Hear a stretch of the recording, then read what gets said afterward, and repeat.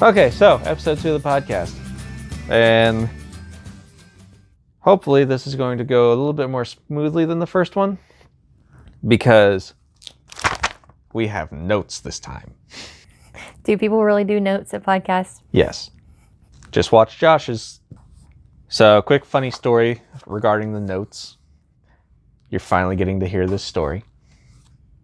Okay. So, when I was going through doing the research for the notes for these pictures, our cat Hazel decided to jump in my lap again. And she's sitting right over there. yes, she is sitting right over there now. And none of you can see that. Dang it, I said again. I'm trying not to say So, anyway, she kept jumping in my lap. And eventually I just let her stay in my lap. And I just said, oh, the heck with it. You can do the research with me, I guess. So I prop up my Kindle and I'm starting to type on it. And she just rams her head into my hand and demands to be pet. So I have to stop researching and pet her for a minute. I reach over to start typing again and rams her head right into my hand again. She would not let me type. Cats do that. I eventually had to put her in a different room and shut the door just so I could write. This was in the office or up here? I was up here, so I had to put her downstairs. That's right, Hazel, I'm telling on you. She doesn't care. She's got the vent now. So she's nice and warm and she's perfectly happy. She just wants the attention. Yeah. She's been an attention grabber lately. Like, she has been so needy lately. Yeah. It's been ridiculous. It's really nice because she's super cute with it. But yeah, we're talking about you again. yeah. Okay, so first picture for the day is another Tanganyika picture. And this time it's not the flying leopards from last podcast. It's going to be the snow leopards. Flying leopards. Remember I called the clouded leopards flying leopards. Oh, right. You forgot our own joke. Well, I have a lot on my mind these days. I'm going to think about everything. Okay, how about this? We're doing the snow leopards instead of the fluffy leopards. That sounds more familiar. Yes.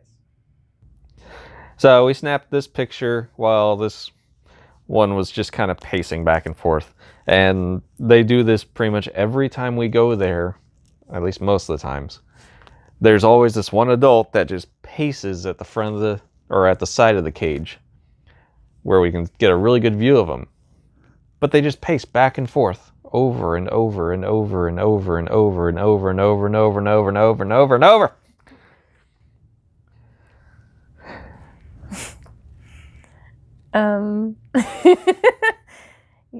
You pretty much say everything that I don't know. I don't know what else to say about that. Yes, they like the pace. Okay, well, I'm going to let you try and decipher some of my hieroglyphic writing. And I'm going to let you give some quick facts about them. All right, so here's some facts about some snow leopards. Okay, did you know they were found in 12 different countries? In 2018, a breeding population was found in Russia. So how's this different from the Tanganyika breeding colony they have? I don't know. It's in the wild. Oh, I thought you meant... So this is a natural breeding colony instead of one in captivity. Yeah, I see what you mean. I thought you meant something else on that. Okay. They're listed as a vulnerable species. So, does that mean they're almost endangered? It means that they're susceptible to becoming an endangered species. So I figured it has something to do with that. If the breeding groups that they've discovered start to decline, then they will become an endangered species. But as of the moment, there's actually growth of the population of them in the wild, so that's considered just a vulnerable.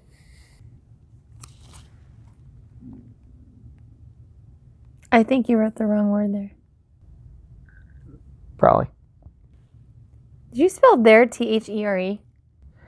Okay, you don't need to correct my grammar on notes. Seriously? There, and there. There's 3 different types. I know. People do that all the time. You are New York. Know the difference, people. To be fair, I was fending off a cat as I was writing. The fur on their stomachs, THEIR, is mostly 5 inches thick. Or nearly, not mostly. Your handwriting's kind of My that's why I said my should go read your hieroglyphic handwriting by writing. now. Okay. The fur on their stomachs is nearly 5 inches thick. Did I say nearly the first time? Yes. Maybe. No, mostly. Okay. Maybe my eyes are messing with me today. It's been quite a day. Okay. So, for example, that's pretty much from your wrist to your fingertips. That's how thick their fur on their stomach is. Jeez. Well, Hazel's fur is pretty thick of hers. Yeah, maybe an It inch. feels so soft when I give her a belly rub, so. Yeah. She doesn't have anything on snow leopards. Well, I think our other cat, Cindy, I think she has not as thick. I think she's still thick, but I think Hazel's is thicker. Don't you think? I believe so. Yeah.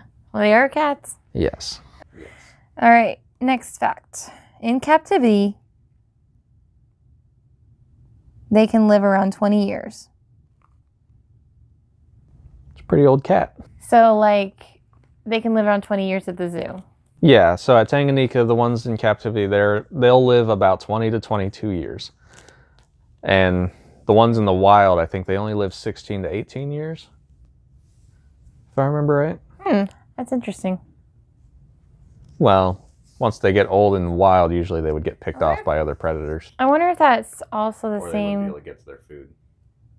Well, I don't know if it's a myth or not, but I thought I heard indoor cats live longer than outdoor cats. Yeah. Because of that. So that must be why, because... Yeah, that's partially why. Because once a cat gets old in the wild, they can't catch their food, they die. They starve to death. Yeah. As opposed to a house cat, which gets completely spoiled rotten and sits in the corner next to a heater vent. Just waiting for the next meal. Looking like they're just all cozy and... Yeah, they got it good. They're not gonna die oh, from... this is nice. She always, like... We have the heater on and she just loves sitting next to it. completely hogging the air vent. Hogging all the heat. It's like 20 degrees outside. Well, that wind chill is around 20 degrees. Yeah, so... It's ridiculous. And this is still October. Yeah. Okay. We had our first snow today, though. I know. It snowed a little bit today. It's ridiculous. Tomorrow's Halloween and like... Oh, it didn't snow a little. It was snowing a lot. It No, just didn't yeah. accumulate at all. That's what I mean. It didn't really stick. Yeah. That's why I mean by little. I was snowing during my lunch hour or my lunch break. So I just looked out the window. I had a nice view. Hey, it's snowing outside. All the fifth graders were like, hey, look, it's snowing outside. You're all like excited. And they all still went outside for recess today, which was surprising. I don't know of anyone that was dreaming of a white Halloween, though. We have had a white Easter. We have had a white Easter. We've had snow in May before, too. It's ridiculous. Kansas just doesn't want to make up its mind. Okay. Kansas is weird. Yeah, it is. It's going to go back to normal fall weather next week. That'll be nice. Yeah, it will be because we're getting our pictures done next week. So, okay. Off topic again. Okay. Back on topic. The last fact that we found on snow leopards. Their full-grown weight is 72 pounds for a large adult. That's about the size of a big kid, pretty much, or that's about the weight of a about a kid. Somewhere around there. So you can easily pick one up and like maybe if you're strong enough. I can barely lift like 20 pounds at this rate. Okay. Moving on to the next picture. I really like pinball machines. I've always enjoyed them. And so this one... I'm really bad at that game. Yeah, I'm trying to remember where we found this. We found this in Kansas City. So this Dave and Buster's. It was not Dave and Buster's. It No. was the Pennant. The Pennant. Oh, I thought it was the one at All Star Adventures. I thought you found it. No, that's the Star Wars one. I'll find that one eventually. That's right. Okay. So with this pinball machine, there was a 1979 and a 2015 model. I have no idea which one this is. It looks old. It's actually, by the way, the pennant is in Topeka, not Kansas City. You are correct. I am incorrect. Yeah, we had that in the summer. Yes, that is correct. So if it was the 1979 version, here's just a few quick facts on that one. There were only 17,000 confirmed produced. That's how many were confirmed. The producer said that they were going to make 20,000 of them, but only 17,000 got confirmed. The price range currently is $2,310 to $2,690. And on the rating website I was looking at, it's rated a 6.956 out of 10. So we could easily buy a pinball machine someday. Yeah, someday. So it looks like this one's kind of an average pinball machine as far as playing it. It looks cool. And it's Kiss. Like the band Kiss? The band Kiss. Oh. But according to the rating website, it plays kind of average. In the U.S., there's only 48 public locations known to have this machine. So wow. Only one per continental U.S. So yeah, one for state almost. Yeah. So aside from Alaska and Hawaii. There might be one per state. At least. Yeah, but there's going to be some states where there's more than one, so it's kind of hard to find. It's not a very common one. So I thought it was kind of neat. Probably worth a lot of money someday if they ever run out low on them or yeah, run out of them. Yep. Or get rid of them. Yeah, so that was just a quick picture to talk about. I didn't even know you took a picture of that when we were there. Yeah. I take pictures of random stuff. Well, so do I. So, for future reference, this podcast is going to have a lot of random stuff. Along with a lot of random topics. Yes. Okay, so we're moving a little bit closer to your favorite place on Earth, Disney World. My favorite place on Earth? I like it too. Really? Okay, shut up. You like it too. I do. I knew you love it too. Yes, I do. I got you hooked on it. Yes, you did. Jerk. You know you love it. I do, okay. So, do you recognize what this is? Let's see. Isn't this, this was at the church that we went to. Yeah, so outside of Disney World, like 5-10 minutes away, there's a Basilica of the National Shrine of Mary, Queen of the Universe. And it's a Catholic church. It's actually had other services there too, but it's a Catholic church. But I thought I heard them holding a couple of other services there inside the church, I think they have. Yeah, for other non-denominational Christians. Yeah. So one of the cool things about this church was the fact that there is no actual standard diocese. It is meant entirely for travelers. Yeah. So. But it's mainly centered around the Catholic Church or the Catholic religion. Yes. A lot of the stuff around it. Yeah. And the way it's built. But in the sense of there is no regular parishioners there. Everyone that goes there pretty much is traveling. Yeah.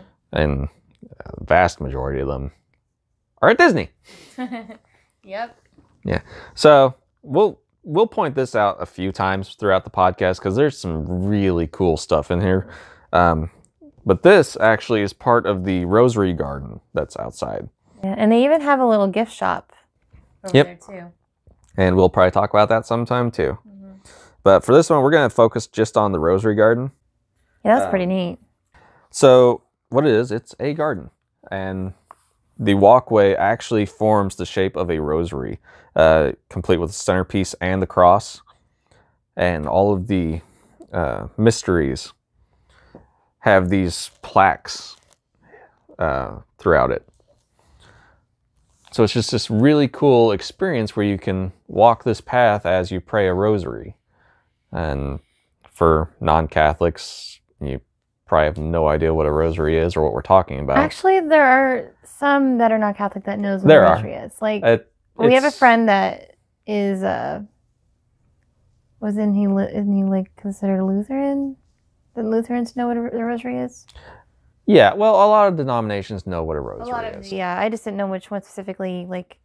But as far as how to about pray it and stuff, most people probably don't know outside of the Catholic faith. Yeah. But for those that are Catholic, it's a really cool experience. And I highly recommend if you're going to Disney or Universal, make a trip over here and do that. It's Yeah, it's not too far. yeah. And all of the bricks are donated.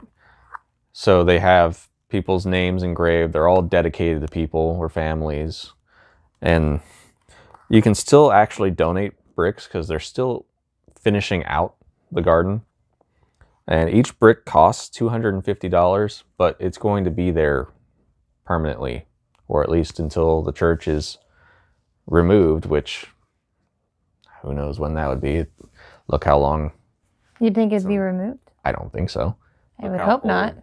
Look how old some of these churches in the world are. Yeah. I mean, it's unfortunate what happened with Notre Dame, but Yeah.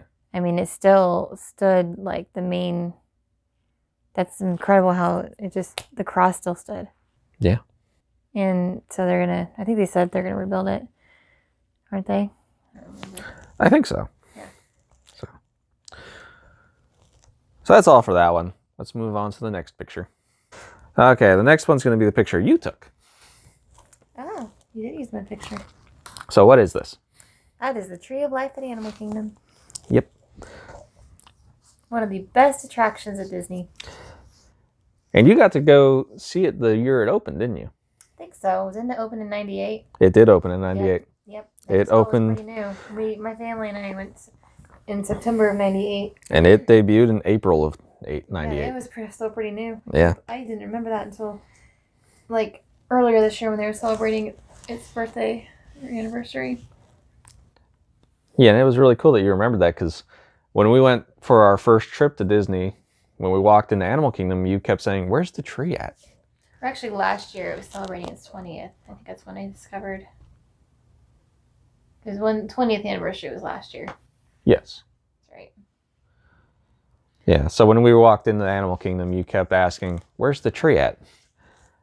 And I kept wondering, what tree are you talking about? Because you'd never been. I had never when we been. First went there. I did not do my research. I did not watch videos, so I had no clue what you were talking about. I based it off of remembering when I was 10 more than just seeing stuff.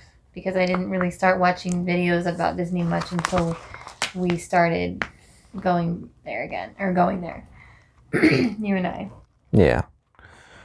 So then we came out of that initial entry area and onto that bridge, and there's the tree. Yeah, because I couldn't remember. I kept thinking it was in the towards the front of the entrance for some reason. And nope, it was further back than I remembered. Yep. So you're standing there. Oh, there it is. And I'm like, whoa. Pretty cool, huh? Yep. Yeah, it was. So this thing is pretty massive. It's 145 feet tall. Yeah, I'll have to find my old pictures on me and my brother standing in front of it. Yeah. I'm trying to remember. I think it's 50 feet wide. Sounds about right. Yeah. And I'm probably going to butcher the pronunciation of this, but it's based on a baobab tree. Let me see. Wonder if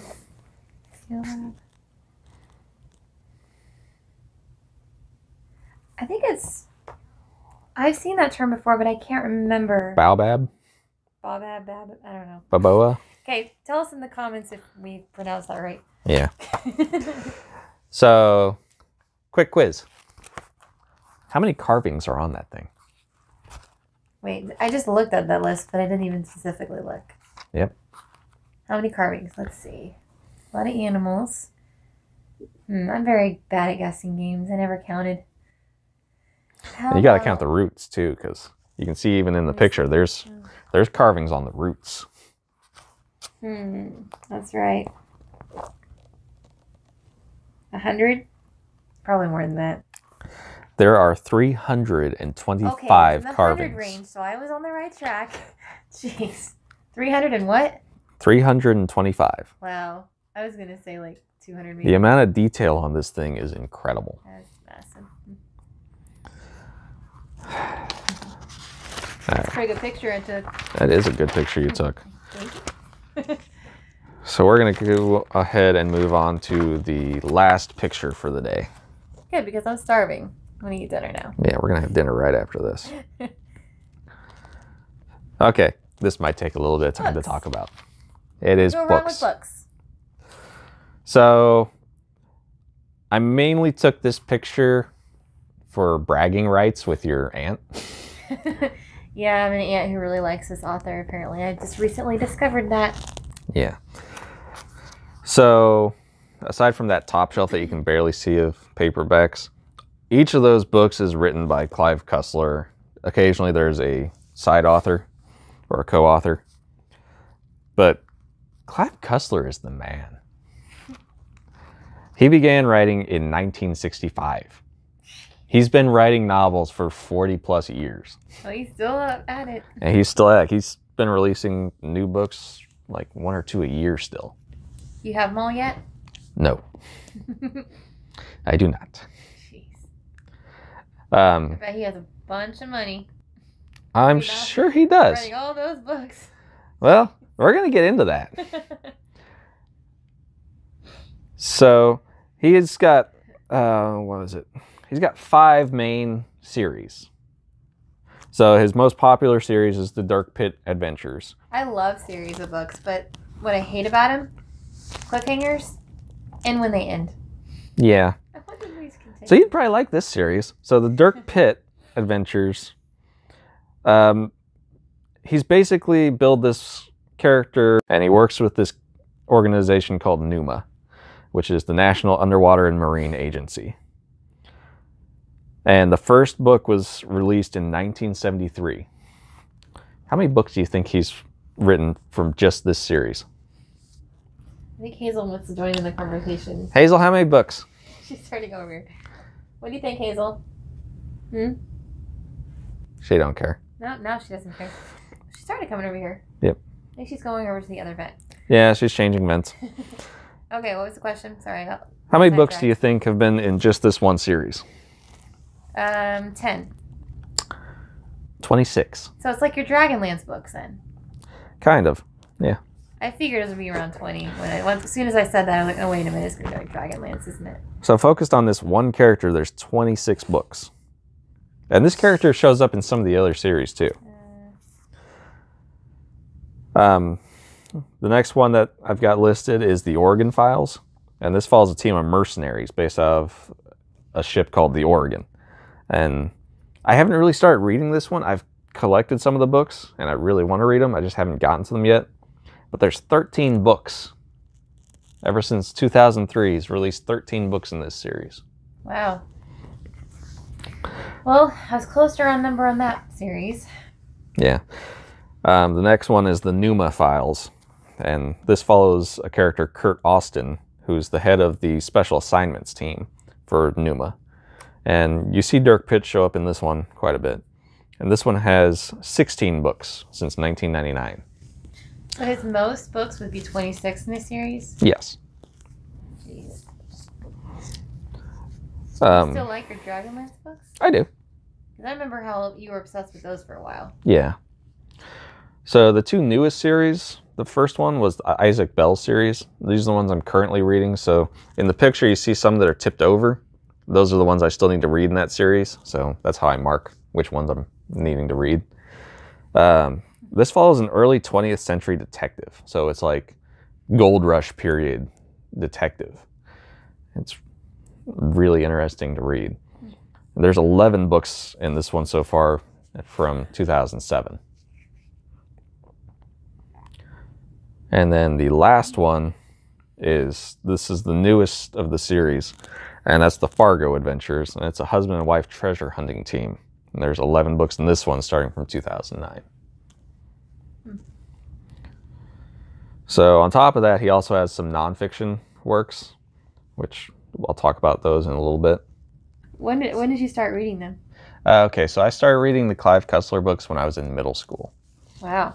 Okay, what's your favorite book? That's kind of a toss-up. I haven't read them all. So far from the Dirk Pitt collection, I really like the book Sahara.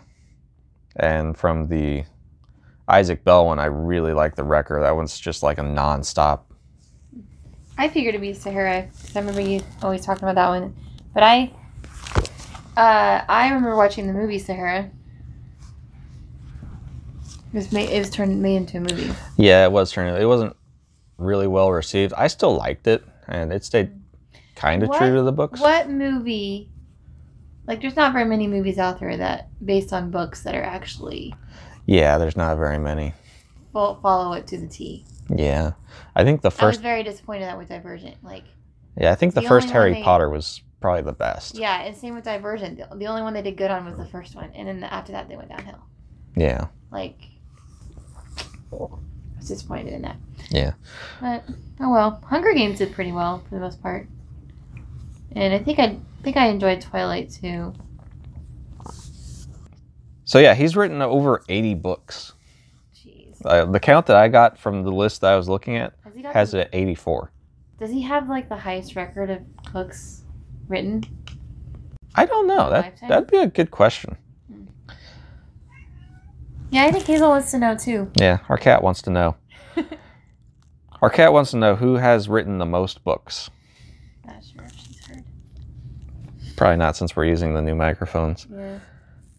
Yeah, she does me up. So we are going to keep working on improving the technology for this. We're using little lapel microphones right now, so we haven't quite gotten to the really good microphones yet. I'm wondering if a lot of podcasters start out with these little things. I've seen some that start out with just their camera.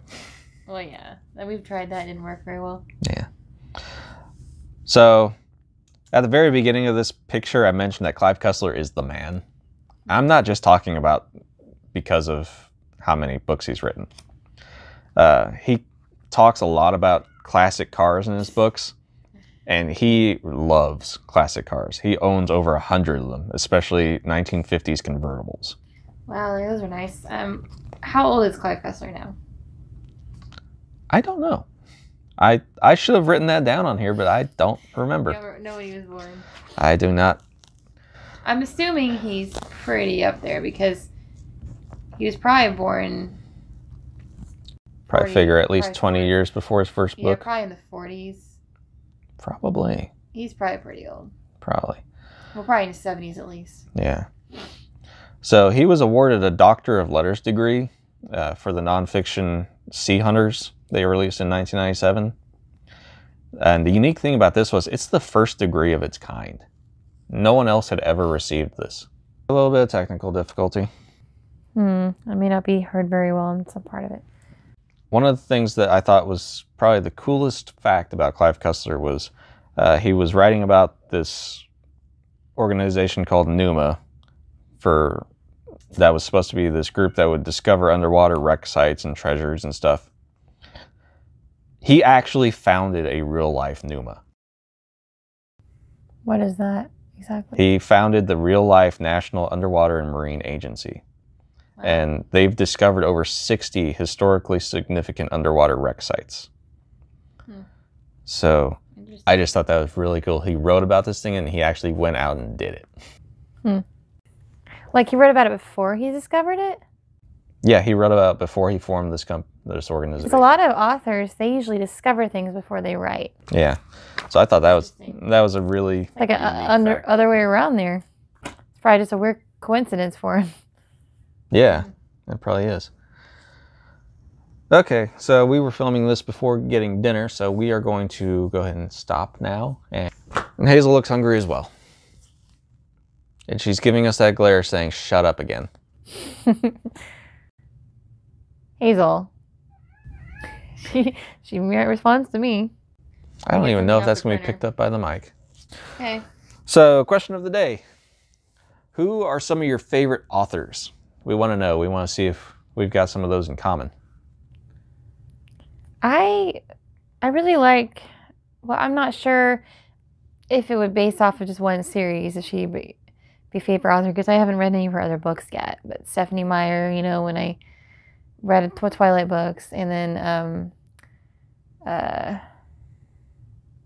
Hunger Games, Veronica Roth. See, I can't think of names today for some reason. I was trying to think of football players' names earlier for this. Names are hard. So just leave us a comment with what your favorite author is, and yeah. So I guess that's it for today. Oh, Kira Cass is okay. I liked her selection series up until the very last couple books, mainly the last book, but I like this. It's easier for me to name favorite series and authors at this point because I haven't been focusing on just one author's books lately. I've just been focusing on what I'm interested in reading. Yeah. So, yeah. So we're going to challenge you. So leave us a comment with your favorite author, and that's it for today. So I'm Scott. And I'm Renee. This was the S7 Touring Podcast. We still need to figure out what that outro is going to be. Yeah, maybe Josh can give us some hints. Yeah. One of these days we might start doing Or not hints. Not hints, tips. Why did I say hints? Because you're tired and you're hungry and you're pregnant. Just go behind the curtain. Yep. Okay. Bye. Bye.